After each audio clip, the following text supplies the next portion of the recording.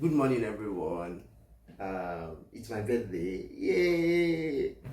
Well, I'll still dance for you guys later, but then again, I just want to speak because this is something that I plan to do this year, right? So, for every of my birthday, I decided that I would pick an activity. So, for this year, I just want to talk to people, tell them about my journey, what has worked, and what has not worked. So, for this particular talk, I would like to title it intentionality. But before I, move ahead, first I would like to thank God for the gift of life. So, I'll be talking about the different gifts that God has given to me. The first one is the gift of life. I was someone who was born without a silver spoon, and I will speak briefly about the meaning of my name. So, there is a native name that I have, or maybe I shouldn't call it a native name, like my childhood name. Let me put it that way. And there was a reason why my mom gave me that name. I remember the title of my talk is Intentionality. So my mom happens to be someone who had suffered from stillbirth. That is what the Yoruba people call abiku, right? She gave birth to 6 children, and proud to my birth, she lost 2, and 2 survived. So when they gave birth to me, she felt this one, I don't want to lose him. And in fact, from what I heard, from what she told me, that they decided not to have any celebration for my naming ceremony, and she just felt, I want to name this particular one. In fact, she didn't allow my dad to give me any name. She was deliberate and intentional about this one. I want to name him, and she gave me names like Jai Somi, Jekile Aye, Jeko Somi, Jeko Somi Sowo, Jeko Somi Si Omo, Jeko Somi Si Alafia, Aiku Baale Oro. So for those who do not understand Yoruba, I'm sorry, but then again, sometimes I prefer to express myself in Yoruba because it's my mother's tongue. So she gave me that name. Not only that, she also named me Duro Jaye, right? Duro, like wait and enjoy life. So that's the meaning of that. Then she also named me Duro Timi, stay with me. So all of those names, they actually Oruko Abiku. In fact, I didn't even realize until there was a time while I was in senior secondary school, and during those times, I happened to be one of the best. In fact, not that I was one of the best students. In my SS2, I happened to be the overall best student. In my department, yeah.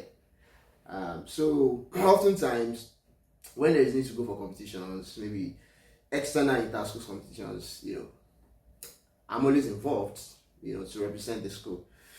So there was a particular competition that my school was invited to participate in. So I was part of the delegates. And our VP then was sort of grooming us on the possible questions that he might ask. And so the commission involves a cultural, how do I say it? Like it's something that involves culture, right?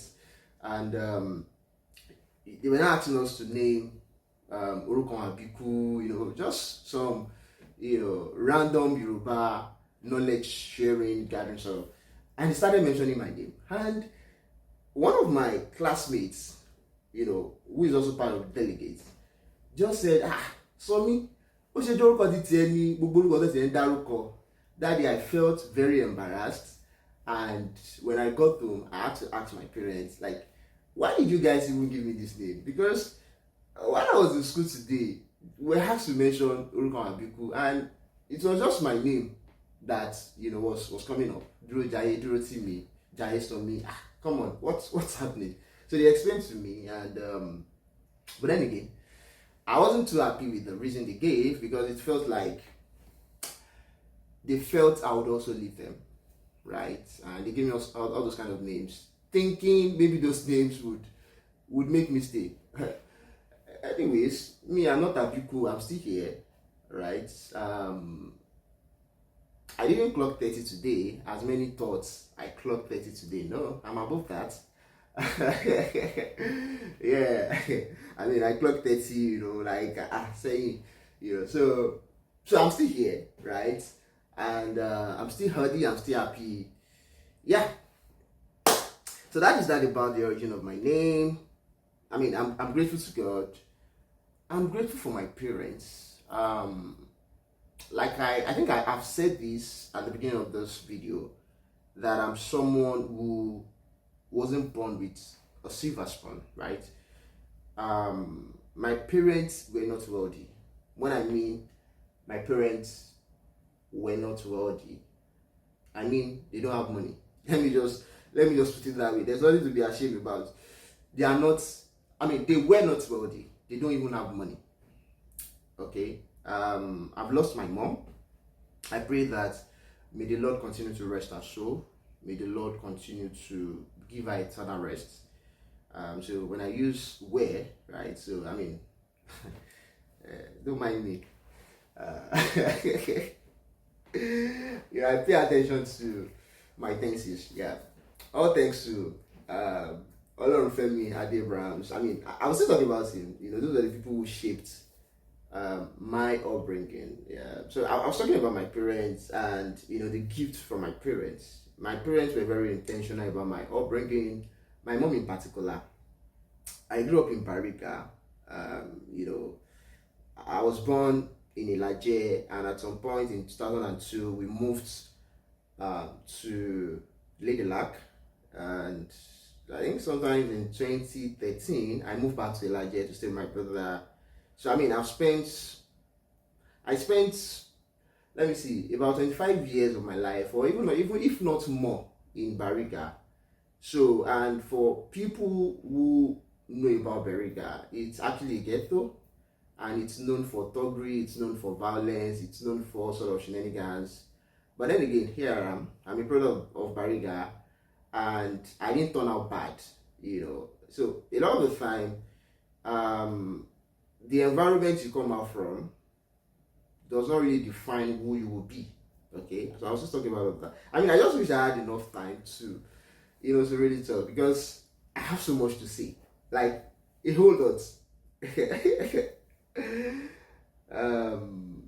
But my parents were very intentional about who they wanted us to be. As much as they do not have too much of money,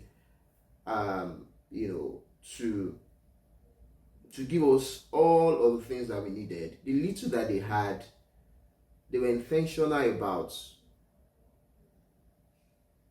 the discipline, the morals that they instilled in us. While I was growing up, I was someone who hated my mom, and there was no other reason why I hated her. She was too much of a disciplinarian. My mom, hey, maybe some other day I'll talk about how she brought me up and how that has shaped my life. Yeah, so to keep that chapter short, my parents really shaped my life, and that contributed to the Temitope that most of you know today, being a very thorough person. I was talking about my personality. Yeah, so I thank God for Oluwatoyin Christiana Odukoya, but her father's name is Adinowo, right? So that's my maiden name. And I also thank God for my dad, Pa Alfred Muse Odukoya, Omolumagbon Ayayo, Omabolorun Degbe, Omagbonirun Teku. Don't mind me. If it's Momoriki Edeli. But then again, I'm so proud of that Toriki. Omolumagbon Ayayo, Omagbonirun Degbe. So it means we wrestle with things that does Omagbonirun Teku. I just love the contents of that Oriki. Yeah, I love it. So I hail from Imagbon. It's a small town, in Ogun State. That's where three lager beer is manufactured. It's not too far from Ekpe, so it's in between Ijebu-Ode and Ekpe. Yeah.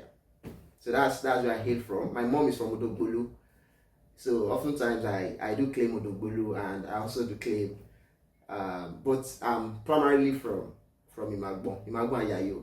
Yeah. I also want to thank God for. So I've thanked God for the gift of life. I've thanked God for the gift of my parents, my wonderful parents. I also want to thank God for the gift of friends. Okay, so I'm someone who I'm very intentional about the kind of friends that I keep around me.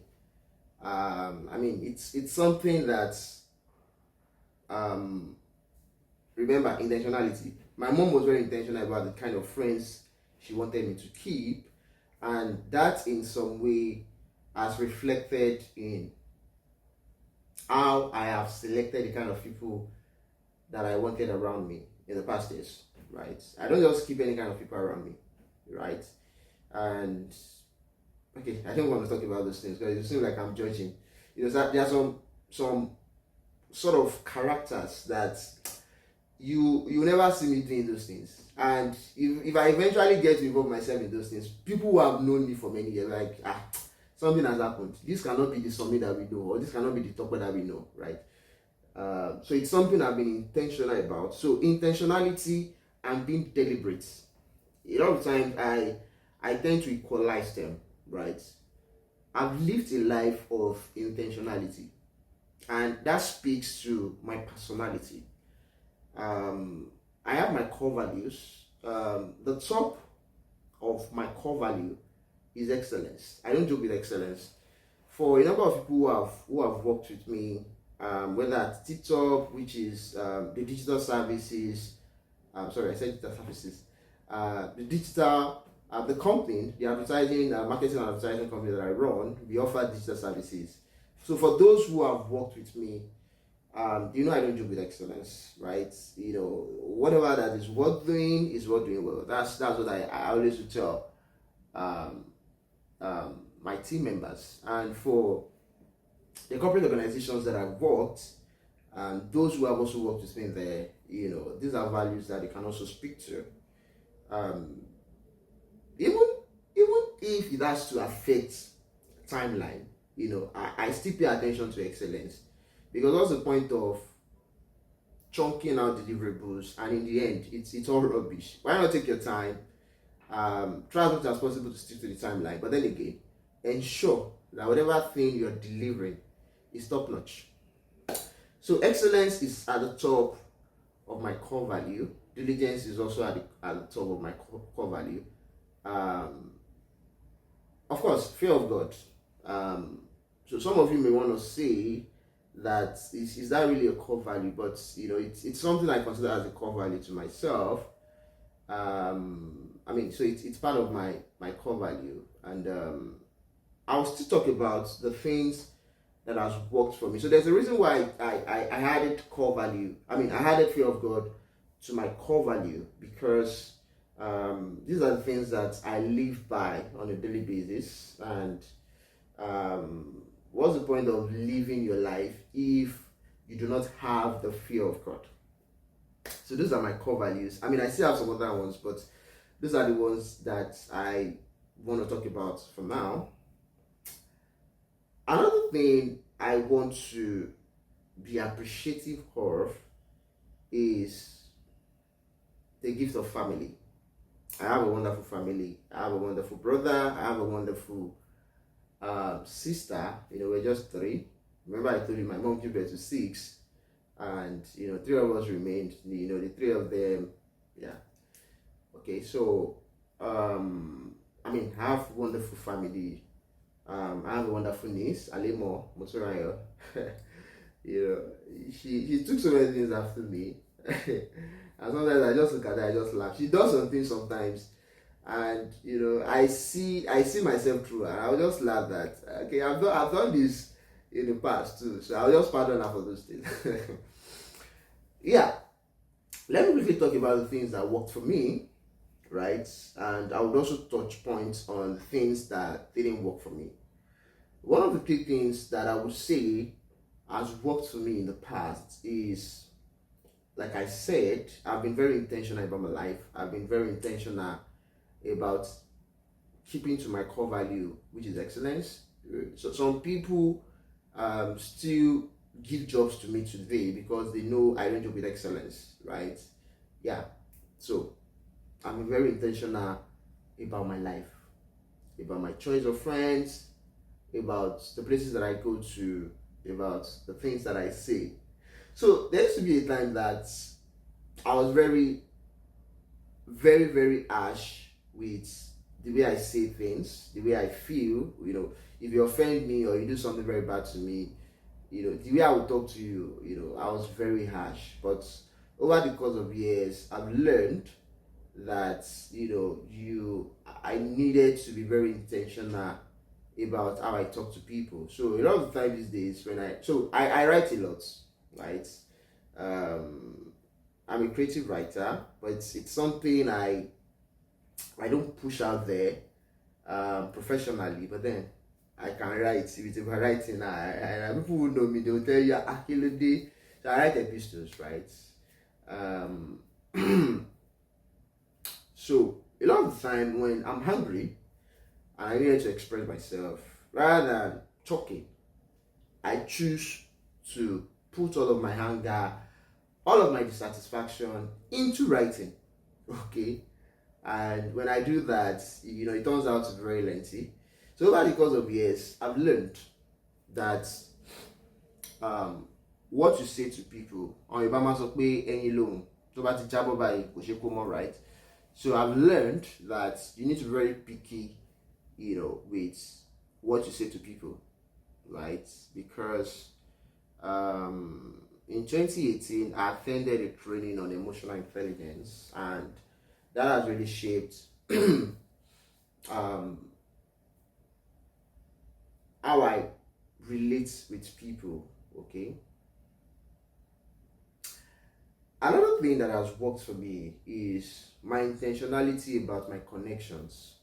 So I'm the kind of person, I'm so big on on networking. I network with a lot of people a lot. My friends will always tell me that so me, you want to you want to connected. Let me put it that way. I'll just laugh. So yeah, truly, I may not know the president, I may not know the governor, I may not, but then at least I know a few people too. People that matter, let me put it that way. Yeah, so one of the things that has actually worked for me, my connection has worked for me.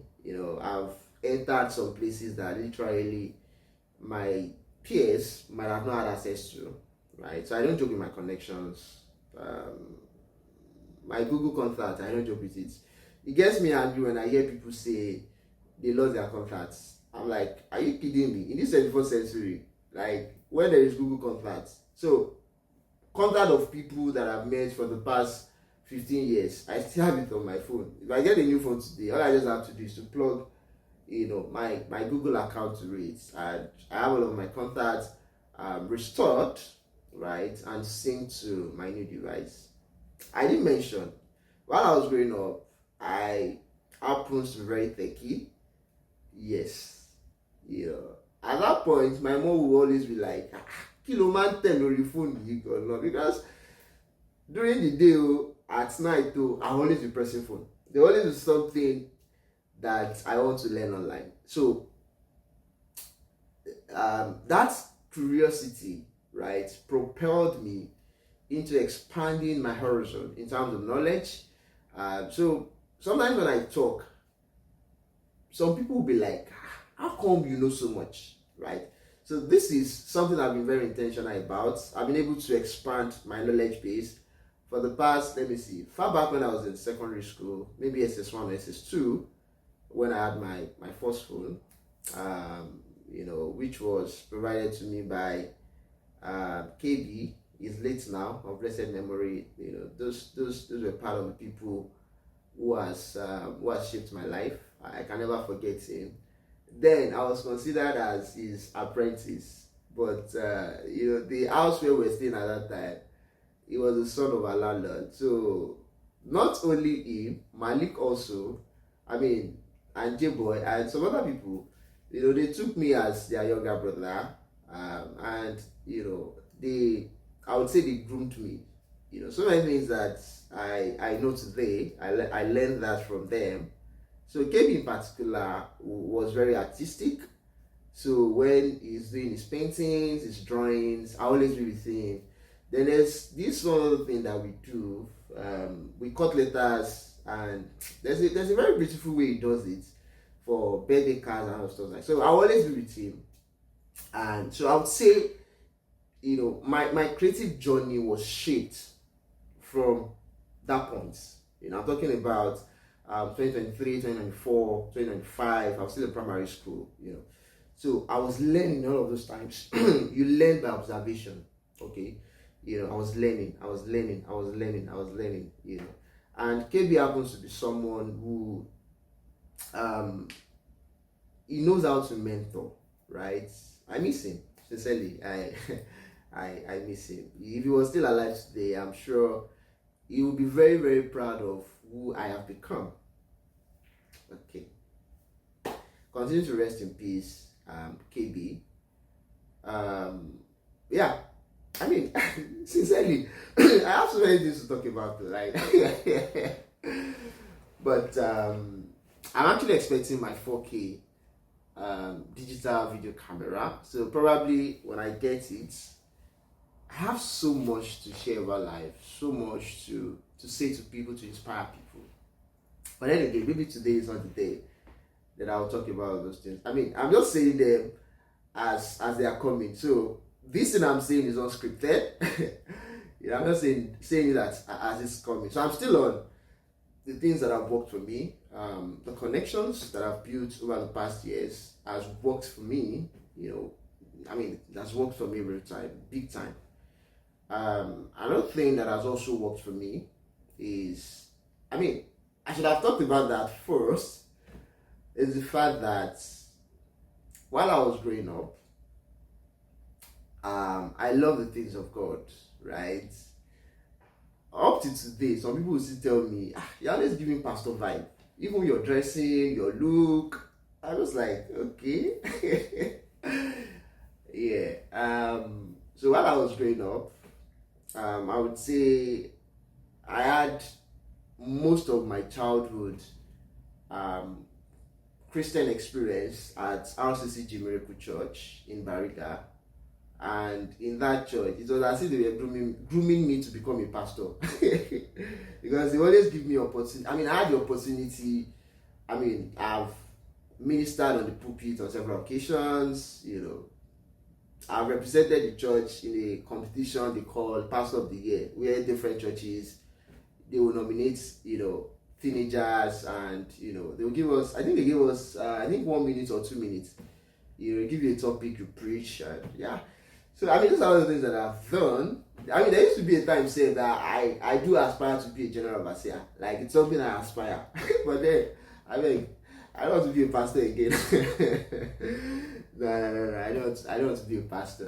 God has called me to other areas to work for Him. So in my early days, I was intentional about working for God, and I will speak on that and how it has worked for me.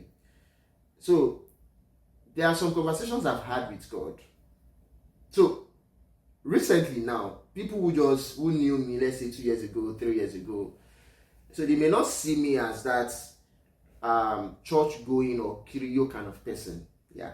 But those who have known me like 15 years ago, 10 years ago, they have that perception of me that this one is a church person, right? So I've been able to distinguish between religion and Christianity. So these days now, what I'm practicing is Christianity, not religion. So oftentimes you will not see me engage myself in certain religious activities, right? Because I've learned and I've been able to separate religion from Christianity, right? That conversation is for another day. So coming back to working for God, right? I started at the very peak of it. For those who are conversant with the structure of Redeem, I started working at the national level. You know, every Holy Ghost service day and every first Friday, I think it's first Friday. Yeah, first Friday of the month. We always go to the camp to go and minister. So I was working in the security department at the time. So I've been working for God far back 2010, right? What am I even saying? Maybe 2009 itself, right? I was still in SS1, SS2 at that time. That it was something I was so passionate about, right? We were always very happy, okay? So I did that all through. So my point is, there is no way you work for God. Bible says God is a rewarder of those who diligently seek Him. So, so people may want to say like, you started preaching again. So a lot of the time, because it's something I've been used to over the past years. So there's no way I would talk that somehow I will not want to quote Bible verse. So God is a rewarder of those who diligently seek Him. Right? God has rewarded me and He's still rewarding me. Because when it comes to seeking God, I've done that diligently. Right? I cannot begin to count the things that I've committed myself to when it comes to serving God. So the bottom line is, you don't need the opportunity to serve God. You don't need it. You need to create that opportunity to serve God, right? You need to make yourself a vessel unto honor. I created those opportunities. The truth is, there will always be opportunities to do one thing or the other for God, right? So you don't have to wait for somebody to call you to join this or to join that. The opportunities they're everywhere. Just look out for something you're passionate about that connects to the kingdom goal. So the primary kingdom goal is go ye therefore into the world and preach the gospel. That is the primary kingdom goal. That is the primary assignment that God has given to every Christian. Okay. So a lot of things that churches do these days, they're just divisions and distractions. So that's the primary. So for everything you want to do, right, must be in alignment to achieving that primary assignment. Okay. Whether you're working in church, you're doing external church activities. I mean, that's what I'm involved into now. Involving myself in certain Christian outreach. That tends to impart people who are yet to be converted globally.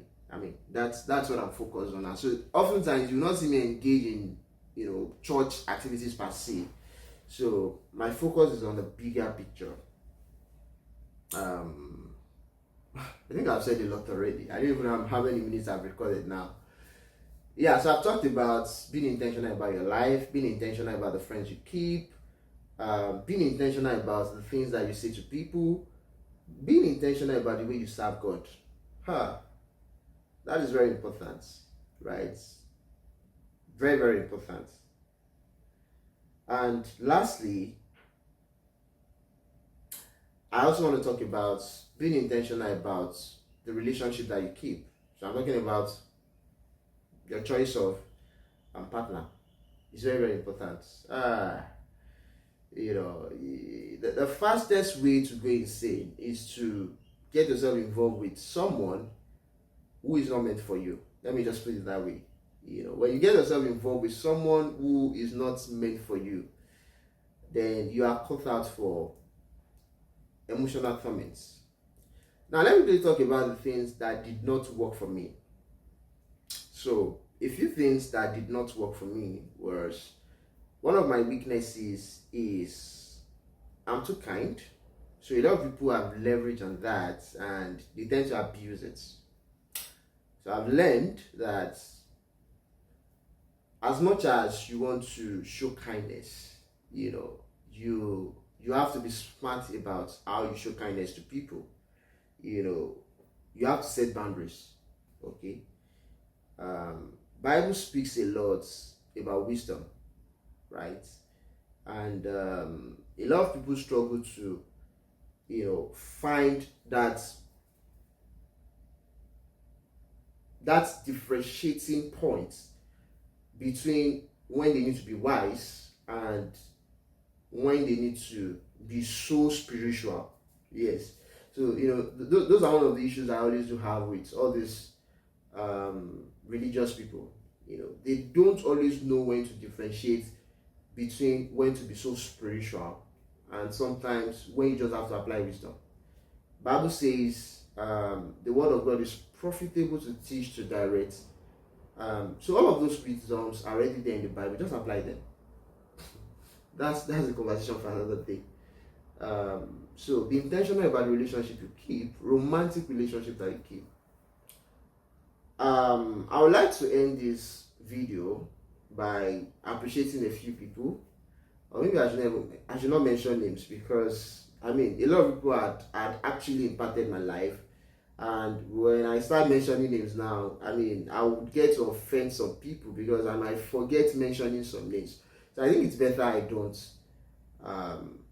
don't mention any name, but sincerely I appreciate everyone who has contributed to my upbringing, to my growth, from the very point when I started calling Baba, Mama. I don't even know what babies call anyway. I want to sincerely thank you all. Eshigo, you made me who I am today by the help of God, and I'm sincerely grateful to you. I really wish I could mention names, but maybe I'll do that some other time. So thank you all. Happy birthday to me once again. For everyone who has sent in their birthday shout out video, sincerely I thank you. I appreciate you. To all of my friends, my families, my business partners, I thank you all. Eshigon. I wanted to end this with Amarin Korere Barawashi. Alright, thank you.